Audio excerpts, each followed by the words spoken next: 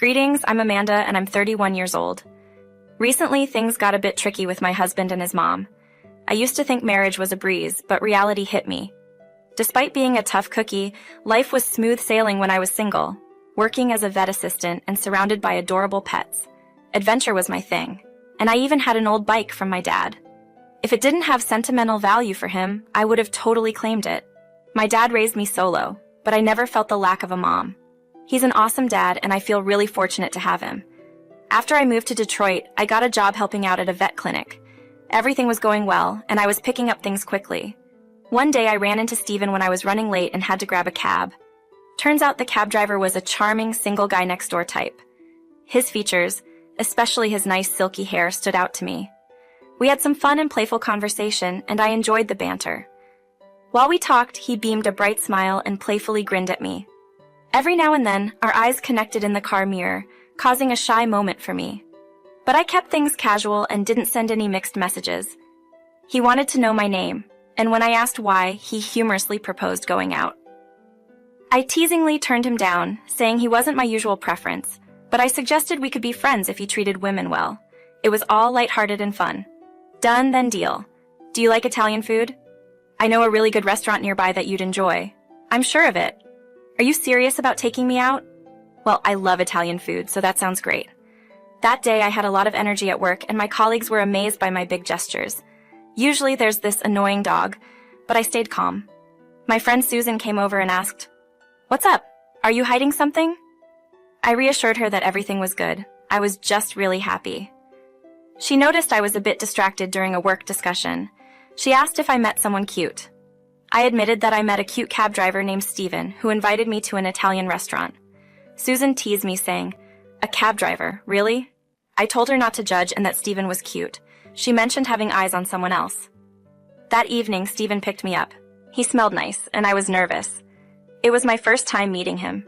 He took me to a beautiful place by a small lake. It wasn't super fancy, but the food was amazing. Steven's best feature is his deep brown eyes and expressive eyebrows. When he smiles, his eyes light up with warmth and kindness. We had a great time, eating pasta, drinking wine, and having ice cream. He even mentioned introducing me to his mother, which felt a bit fast, maybe a red flag. I stay with my dad, who lives with my uncle in Wisconsin. They got a house a while back, but then my mom left. Now it's just my dad and me living together. My dad doesn't like staying in one place for too long. He enjoys traveling. He has this awesome old bike that's still in great condition. He visits me from time to time, and currently he's here, but he'll be leaving in a week. Your dad seems like a cool person, a genuine motorcycle enthusiast. Do you think he'd get along with my dad? It all boils down to how you connect with him.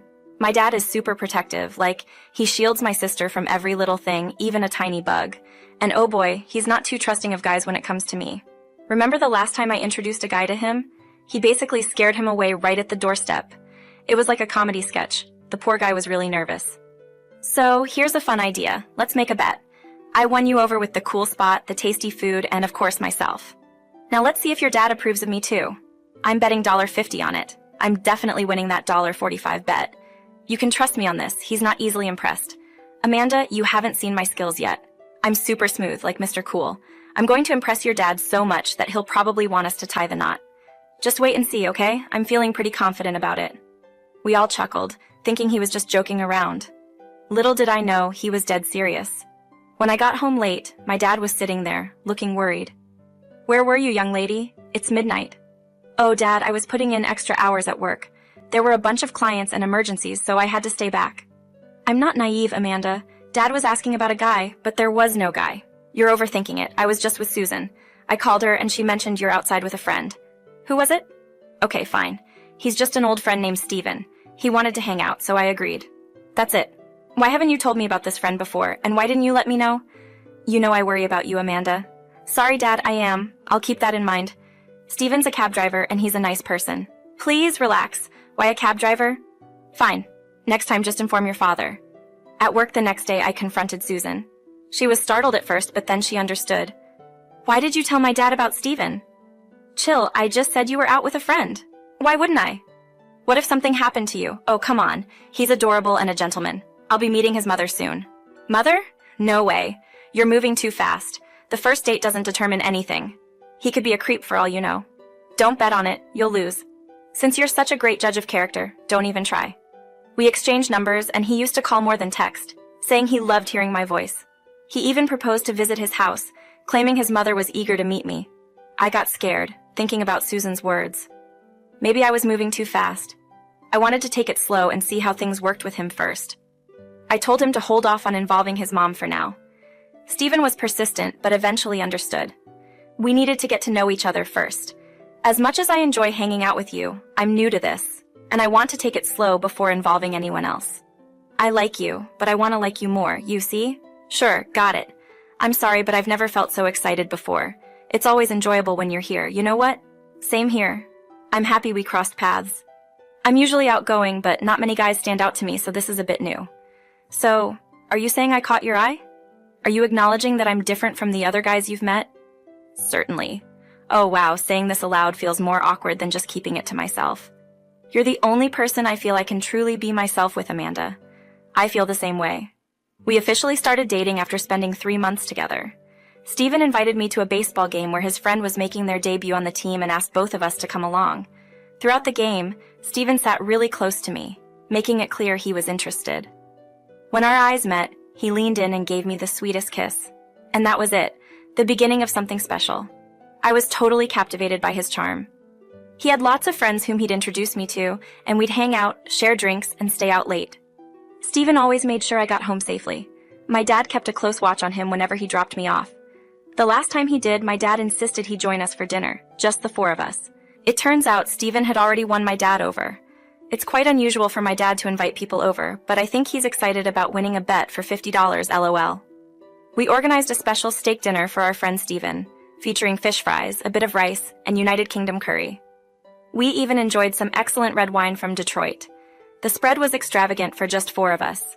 I wore my best dress in his favorite color, violet. When Stephen showed up, he surprised us by wearing a fancy tuxedo and looked really handsome. Before sitting down to eat, the 4 of us chatted and got to know each other. So Stephen, how long have you been living in Detroit? Oh, for 2 years, sir. I know the city inside out. Oh, that's amazing. You drive a taxi, huh? Hey, recall that night when you caught a ride with that strange person? My dad enjoys those kinds of tales. Not now, Amanda. We're still in the early stages of our relationship, and my dad believes it's not the right time for such stories in his home. Your dad is correct, Amanda. We can be affectionate elsewhere, but not in this place. Hey, Stephen, can you share that strange man story Amanda talked about? After we finished dinner, as Stephen was getting ready to go, he said, Hey, do I owe you $50? Nah, I don't need it. I'm just happy to show I can be smooth. Look at you, so confident. You must be feeling good. I love you, you know? Yeah, I love you too. It's been 5 months and Stephen finally asked me to meet his mom. I thought it was the right time. I remember nervously standing outside her door trying to make a good impression. Stephen always spoke highly of his mom, Donna. I breathed in deeply and tapped on the door, my heart racing. The door creaked open, and there stood a lady with a friendly smile and gentle eyes. She invited me in, and a wave of relief washed over me. It felt like things were going smoothly, and I crossed my fingers that this meeting would be the beginning of a wonderful connection. As the night unfolded, Donna displayed a real curiosity about getting to understand me. She inquired about my family, hobbies, and dreams. I enthusiastically recounted my tales, aiming to forge a meaningful connection with her. As the night went on, I found myself becoming more at ease in Donna's company. I appreciated the opportunity to connect with Stephen's mother. However, amid the enjoyable conversation and laughter, a nagging feeling persisted. Donna's warm smile sometimes appeared forced, and her gaze betrayed an unidentified emotion. I couldn't help but wonder about the thoughts behind her eyes. As dinner concluded, Donna excused herself, leaving Stephen and me alone. Turning to Stephen, curiosity and concern filled my eyes. Do you think your mother likes me? There's something off and I can't quite figure it out, I confessed. After excusing himself, Stephen returned after 30 minutes with Donna, both carrying plates of desserts. During our conversation, Donna praised me, expressing how fortunate Stephen was to have found someone like me. The topic shifted to marriage, and my heart skipped a beat. I choked on my cupcake, and Stephen glared at his mother, seemingly caught off guard. Donna's words hinted at Stephen's intention to propose, and during our next date, he did. The wedding was simple, held at a small hotel to avoid unnecessary expenses. I was overjoyed to have Stephen as my husband. Throughout the ceremony, Donna remained silent, her expression cold and distant. While I would have empathized with a mother feeling sadness at her son's marriage, Donna's actions left me unable to connect with her. Eventually, Stephen moved into my house and Donna's demeanor remained enigmatic. My dad has returned to my uncle's house. He said he'd visit Stephen and me soon. Once we got settled, Stephen and I decided to spruce things up a bit. He transformed our bedroom into his dream space. I'm not too fussy about decorations, so it's fine by me. I took care of organizing the living room and did a little work in the kitchen. Susan came to see us shortly after getting married, even though she was really sick. She made the effort to visit us as soon as she could. Having her and Stephen connect was awesome, but things took a turn when stuff began vanishing from my place. What do you mean, gone? It kicked off with my little things, even my top-notch jacket. Bits and bobs kept going missing now and then. I brought it up with Stephen, but he shrugged it off, saying I likely just moved them around.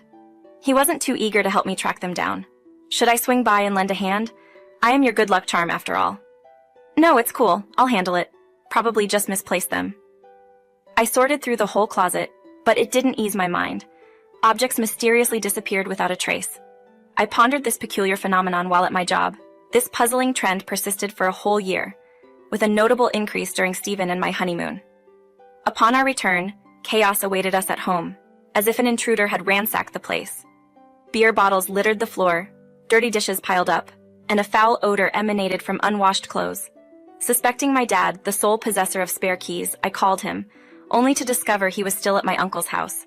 I intentionally skipped some details because I didn't want to make him anxious. I believe Stephen and I could figure things out eventually. When I got home early from work, I felt uneasy as I unlocked the door. A sense of danger hit me. Even though I put the keys in, the door didn't lock properly. I entered silently, trying not to make any noise. It turned out to be another break-in, and I heard noises coming from the bedroom. I took an umbrella from the corner and went towards the noise. Looking around the corner, I was surprised to see Donna messing up my closet and wearing my favorite jacket. When I told her to stop, she looked at me and claimed I had enchanted her son. I was puzzled and asked how she got in. She came at me, shouting that it was her son's home, not mine, and that everything was hers. Out of fear, I protected myself. The umbrella accidentally hit her head. Not too hard, but it made her lose consciousness. I phoned the police, and Donna tearfully admitted her mistake, saying she was scared of losing her son. She said sorry, realizing the hurt she caused in our relationship and the invasion of our privacy. Her love for Stephen led her to do something extreme, but she now grasped how serious it was. The police put handcuffs on her, and I showed them my property documents to prove I owned it. The police said Donna broke in and stole things. They also told me to be careful with weapons around people.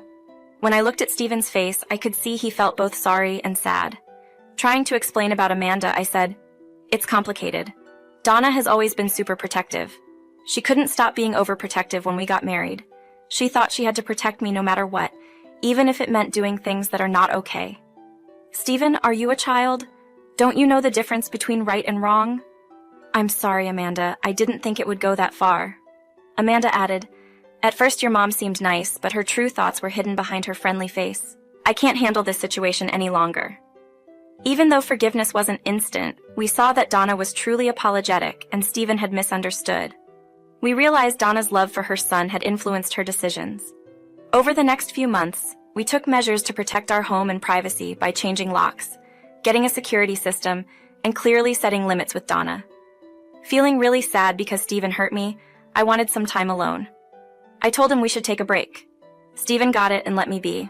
My dad stayed with me until things got better. Donna got into trouble and will be out of jail soon, but she can't be part of my life anymore. Right now, I'm getting better, but things need to change for Stephen to be in my life again.